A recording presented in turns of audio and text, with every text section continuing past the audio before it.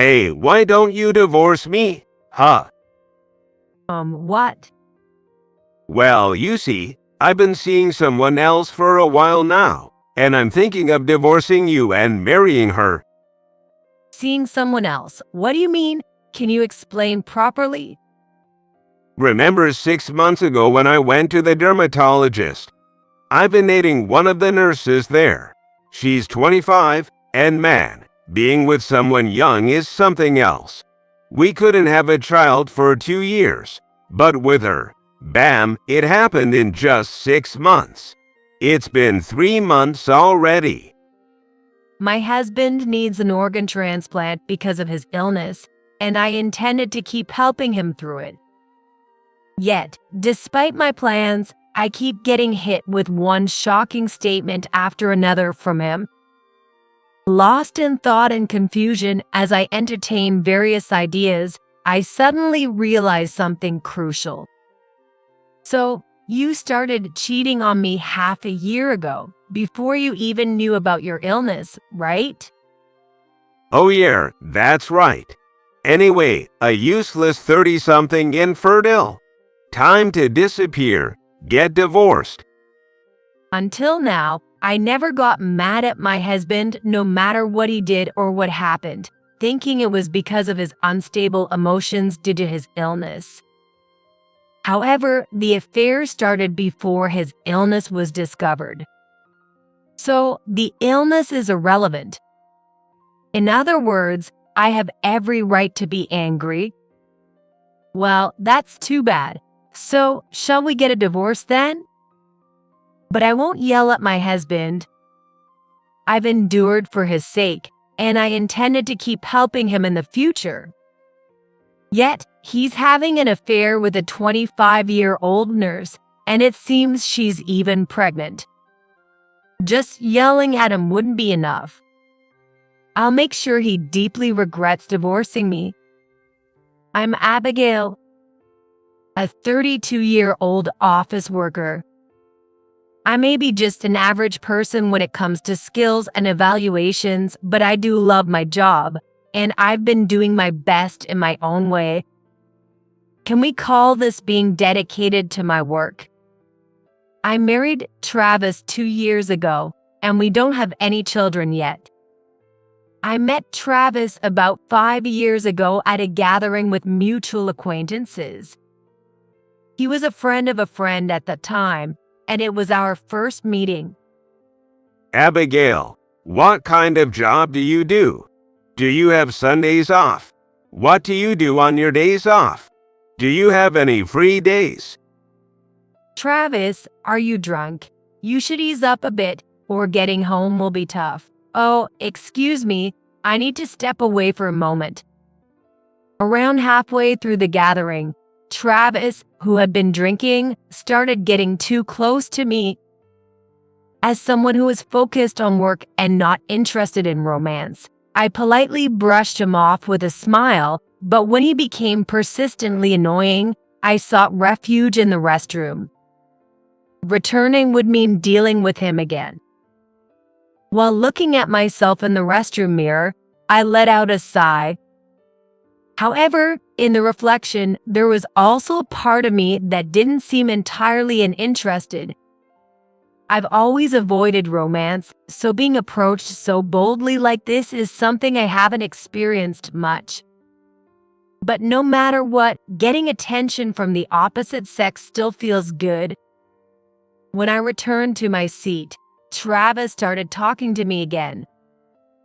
Abigail, which days do you have off?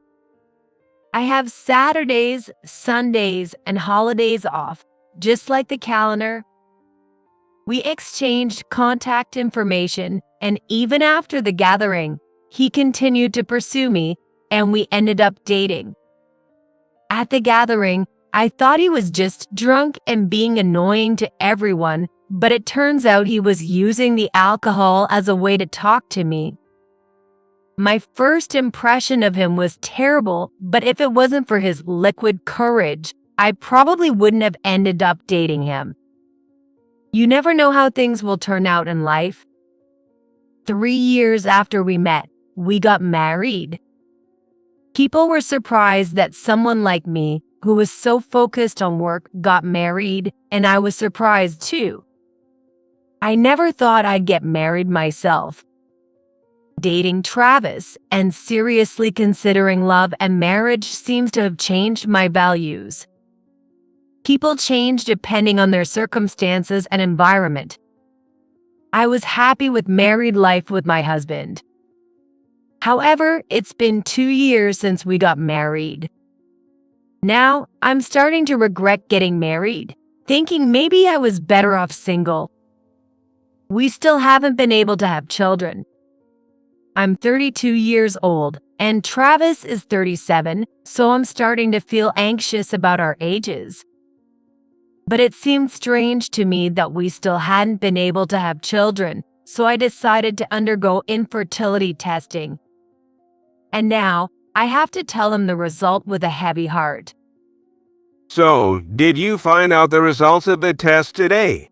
How was it? It looks like I'm infertile after all. I see.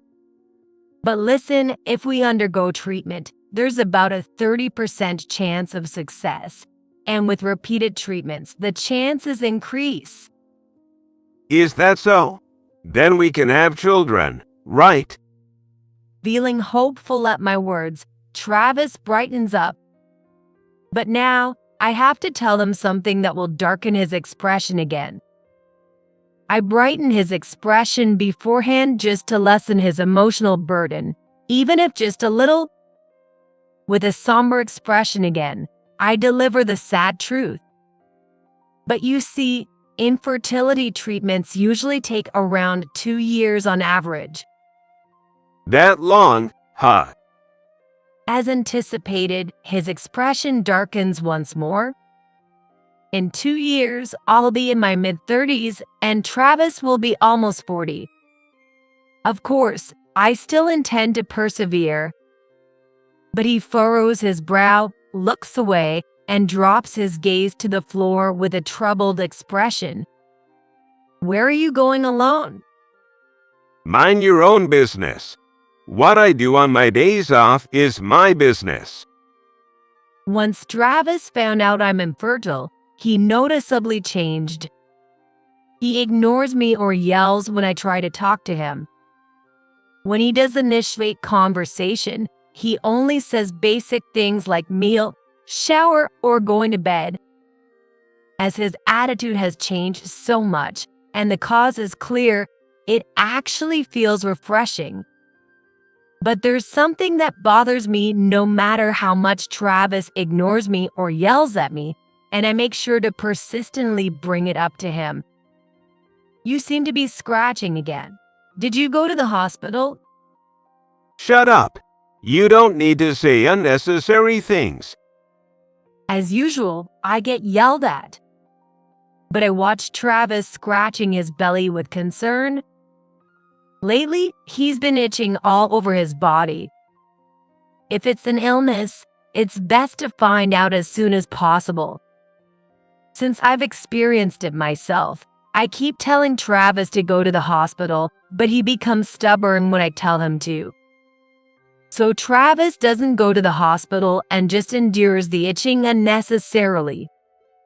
And the itching doesn't go away on its own, it only gets worse over time. You're scratching so much. Wouldn't it be better to go to the hospital? Yeah, maybe this seems kind of weird. Unusually, Travis responds properly to my words and agrees to go. It seems like he's reached the limit of his itching.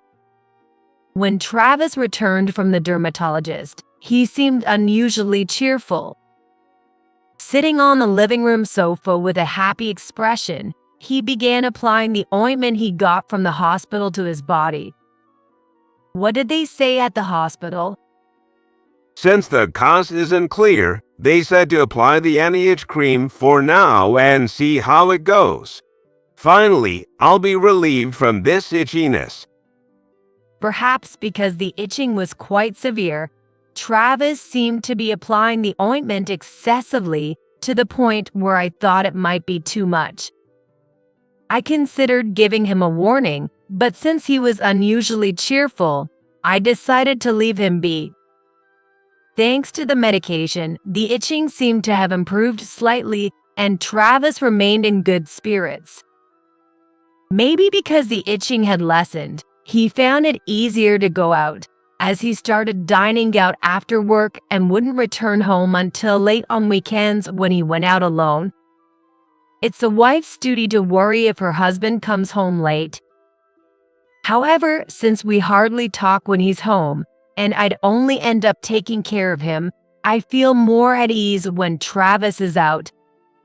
He's in a good mood anyway, so I thought it was fine for him to stay out for a while longer. However, despite risking Travis's mood, there's something I need to address. Lately, you haven't been going to the dermatologist. Are you okay? Yeah, I'm fine. Even if I go, I'll just get more anti-itch cream. I still have some left, so I'll go when it runs out. But the doctor told you to come to the hospital, didn't he? God, you're always so naggy. I know my body better than anyone. If I say I'm fine, then I'm fine. While saying he's fine, Travis scratches his arm vigorously. He went to the dermatologist about 3 times, but then he suddenly stopped going.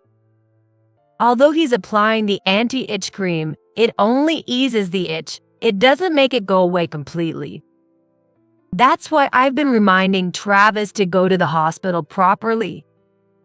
I might seem like a nuisance at home, but regardless, I worry about him.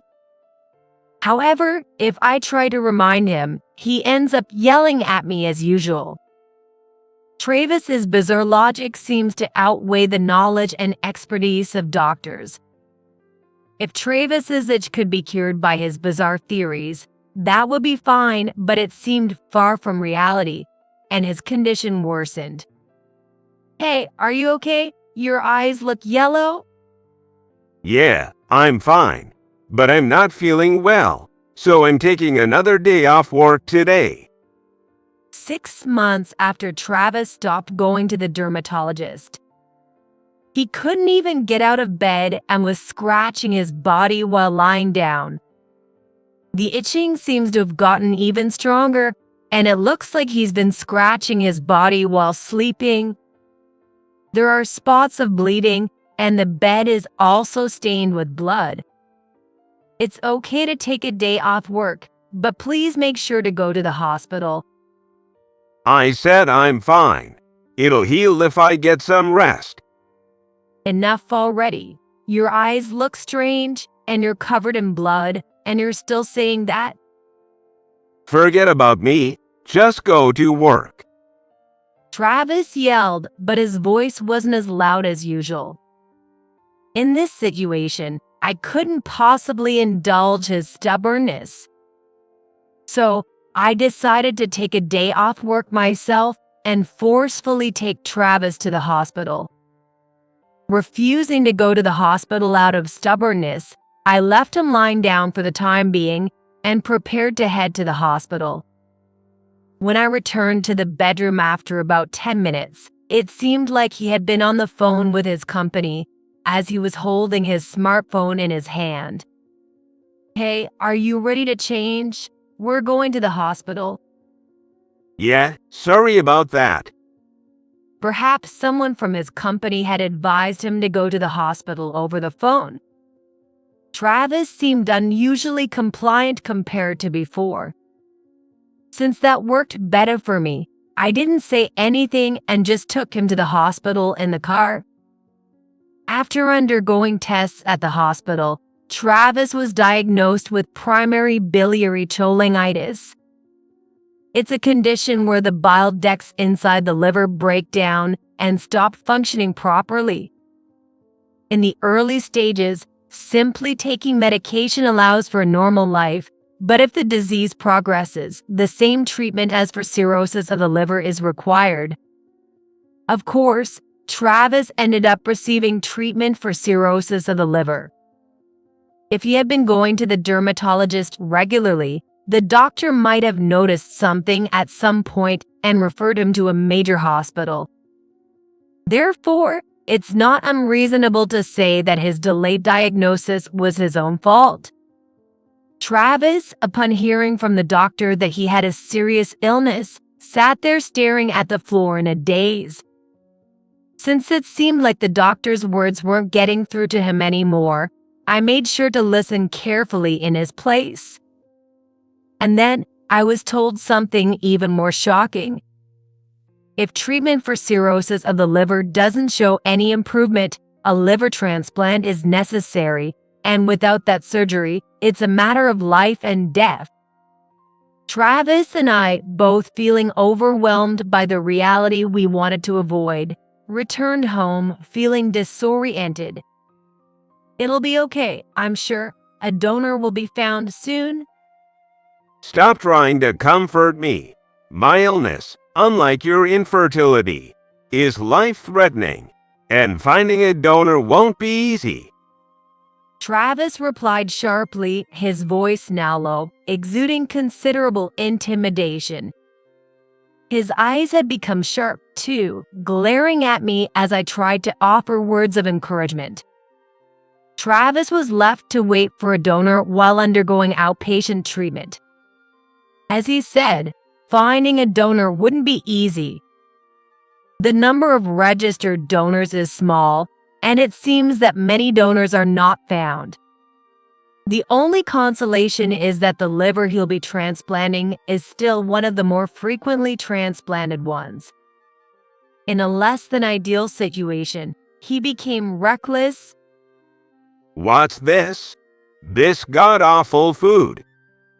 Didn't the doctor say that the yellowing around your eyes was due to cholesterol?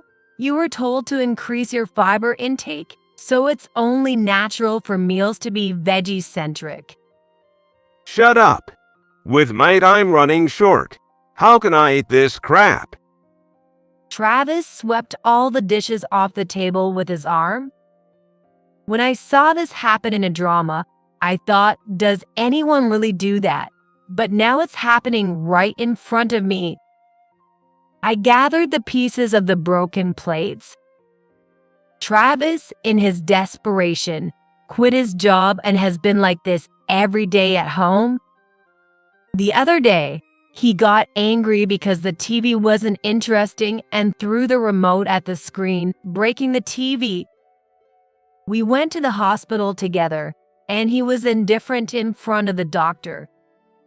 I see. Oh, okay then. Like a sulking child being scolded by a teacher, he doesn't listen properly, just nods along while the doctor speaks. So once again, I'll be the one to listen to the doctor's words. Considering Travis's feelings, it's understandable that he's acting out. That's why I try not to complain or scold him. However, even considering that he's ill, there are unforgivable things happening. Hey, why don't you divorce me? Huh? What? When I came home from work and was still in the middle of taking off my shoes, Travis smirked and threw the idea of divorce at me. I stopped taking off my shoes, unable to understand his thoughts. Even though the treatment for his illness will continue, does he really want a divorce from me? As I pondered, Travis explained his reasons without hesitation. The thing is, I've been seeing someone else for a while now, and I want to divorce you and marry her. What? My head was spinning more and more. He's been seeing someone else all this time? Could that be considered cheating? Unable to grasp the meaning of his words, I slowly made my way to the living room to listen to him properly. So, when you say you've been seeing someone else, what does that mean? Can you explain? Remember when I went to the dermatologist 6 months ago? I've been seeing one of the nurses there. She's 25, which is pretty amazing, right? Even though we couldn't have a kid for 2 years, I managed to get her pregnant in just 6 months.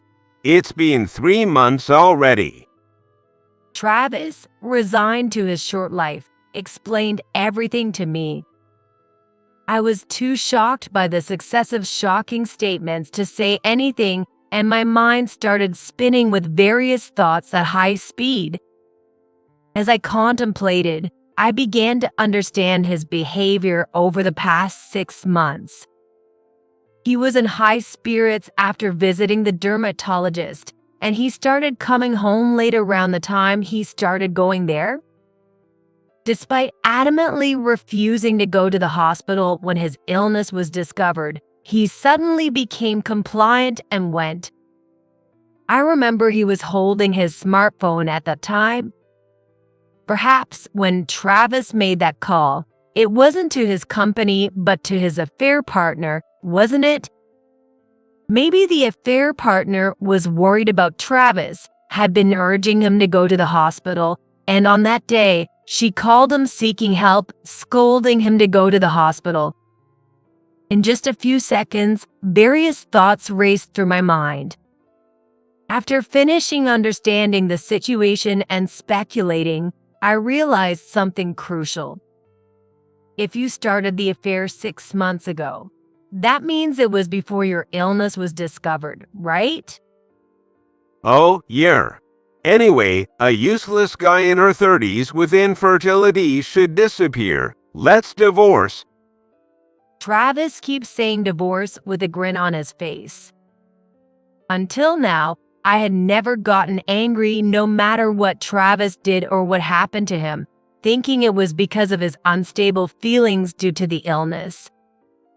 However, the affair happened before the illness was discovered. Therefore, the illness is irrelevant. In other words, I can get angry, right? Too bad. Then, shall we get divorced? However, I won't yell at Travis. I've put up with him and was planning to continue supporting him. And yet, he's having an affair with a 25-year-old nurse who apparently is even pregnant. Just yelling at him won't cut it. I want him to regret divorcing me thoroughly. The next day, I quickly got the divorce papers and decided to fill them out together with Travis. It's so smooth to get this divorce. It's a relief. He's smiling so brightly, you wouldn't think he's sick as he effortlessly fills in the form. Then it's my turn to sign. Well, I'll file this divorce papers myself, so I'll keep them for now. Oh, I'm just sorry for everything. Also, this isn't needed anymore, so I'll give it to you. Please keep it for reference for your future treatment. Huh? What's this document? I pull the divorce papers towards me and instead hand over a certain document to Travis. This is a document for a living liver transplant. A living liver transplant? Even though Travis should have heard the explanation together with me, he reacts as if he's hearing it for the first time. Seems like he didn't listen properly to what the doctor was saying after all. When we think of transplants, it's easy to imagine removing organs from deceased individuals. However, for some organs, it's possible to remove them from living donors and transplant them to patients. The liver, which Travis needs for transplantation, is one such organ. The criteria vary depending on the hospital, but it seems that it's possible if the donor is a relative within the 4th degree or a spouse, among other close relationships. However, in the case of a living liver transplant, if there are potential donors willing to provide the organ, the transplant surgery can proceed without waiting for a match to be found. There's no need to wait until a donor is found. I've been undergoing tests on my body and liver condition to become Travis's donor. The document I placed in front of Travis is related to those tests. Why did you hide such a treatment option? I didn't exactly hide it. It's your fault for not paying attention both to what the doctor said and what I said. I was talking to the doctor right in front of you about becoming a donor. You weren't listening properly, so you probably just thought it was about people already on the donor registry, didn't you? But normally, wouldn't you tell me about it if you were going to get tested to be a donor, would you?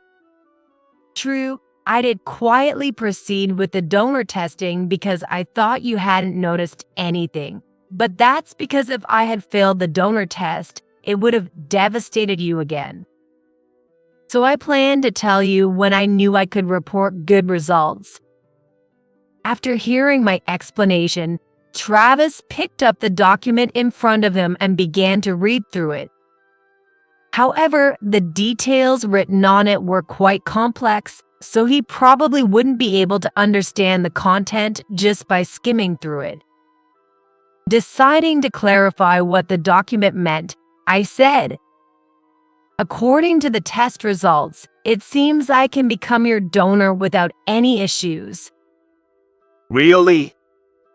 Travis brightened up upon hearing that I could be a donor.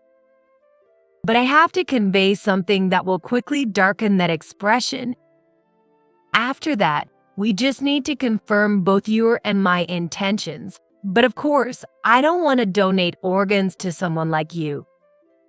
Huh? Why would it turn out like that after going through the tests? Isn't it just about having the transplant surgery? I wouldn't help someone who got his mistress pregnant. Upon hearing that I wouldn't be a donor, Travis's expression clouded over. However, knowing that there was someone in front of him who could be his donor, he must have thought he couldn't miss this chance. In the next moment, he appealed to me with an expression mixed with panic and fear. If you don't become a donor, my life won't last long. You know. Are you really going to abandon a life that can be saved? You heartless person. It's quite a painful remark for something thought up on the spot. Certainly, abandoning a life that can be saved, no matter who the person is not a pleasant thing to contemplate. However, I'm not the only one who can save Travis's life. Don't say such unkind things like abandoning a life. It doesn't have to be me as the donor, does it? Yeah. Come to think of it, wives can be donors too, right? So that means even a remarried partner can be a donor. That's right. So ask that 25-year-old nurse for help. But since she's pregnant, surgery won't be possible for a while. And also, without her consent, nothing can be done. I got it. Well, if that's the case, then I don't need you anymore. I wasted my time getting anxious. Upon hearing that his mistress could also be a donor, Travis looked at me with a disdainful expression. Realizing he didn't need me anymore, he seemed to have decided he didn't need to keep me in a good mood anymore. His thinking at times like this is quite transparent. After that, Travis and I divorced and I moved out, starting to live on my own. I have some savings left and I have a job, so there's no problem with my life. But it's just like returning to the life I had before marriage. A month after the divorce, while I was focused on my work, Travis, my ex-husband, called me. I wondered if there was something related to the divorce that he needed to discuss. I beg you, please help me. You're the only one I can rely on now. The moment I answered the phone, his first words were so loud that I instinctively moved my smartphone away from my ear. He seems quite agitated. What's wrong? My supposed-to-be remarriage partner ran away from me. Huh, seriously? I couldn't help but laugh at the unexpected turn of events. I asked her to marry me and become a donor after giving birth, but she immediately said no. Wouldn't you become a donor for your husband? That's normal. And then, what did you do after being rejected? It's a matter of life and death for me. So even after being rejected multiple times, I kept begging her wholeheartedly. But then she disappeared and I couldn't reach her. I was astonished by Travis's actions and mindset. I understand that it's a matter of life and death for him. However, there are risks for the donor too. Since it involves surgery, it can leave scars on the body, and since it involves organ donation, there's also the risk of decreased body function or even illness.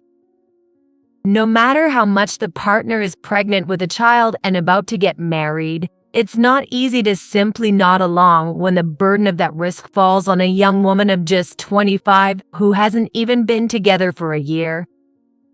Even I, who spent 5 years dating and then married, intending to support my husband, felt a little anxious when it came to becoming a donor. If she's pushed into such a critical decision as if she's being coerced, she's not exactly in an easy spot either. I understand why the affair partner would want to run away. And I can also understand Travis's feelings of wanting to cling to me after being abandoned by the affair partner, but it's a shame, but I can't help you anymore. Don't say that. Help me out. The test results must have shown that you can be a donor, right? Listen, we're already divorced, so we're complete strangers now. Didn't I tell you that only relatives can undergo living liver transplants? But then, I'm not going to marry you again. I firmly rejected Travis's plea. It's really easy to predict what he'll say in moments like this. what? What should I do? Since you don't have any siblings, it's just your parents, right? How old are your parents again? Well, I think my dad is 67 and my mom is 66.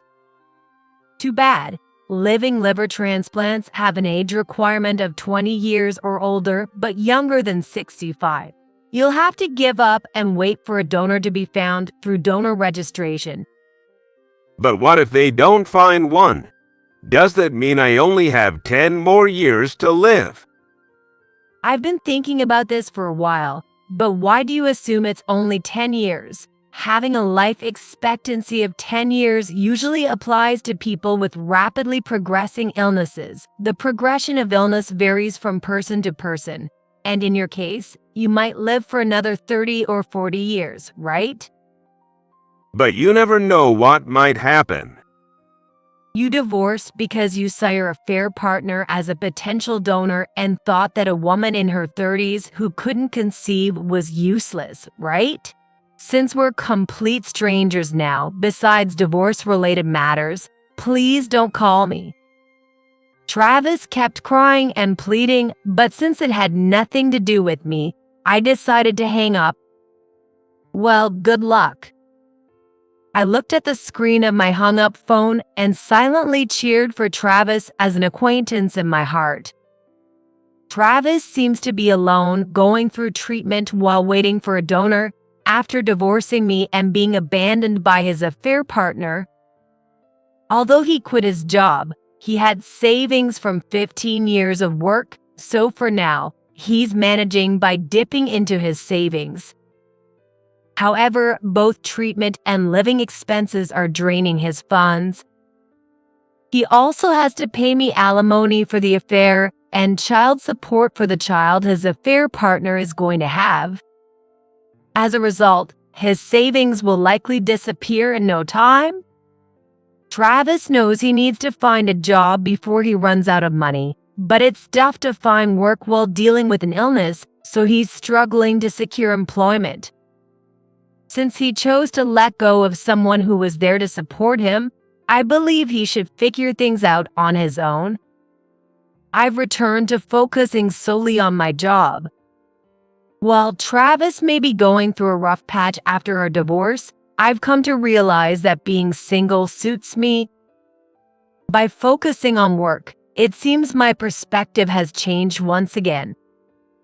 Until the time comes for that policy to change again, I'll keep working hard for a while,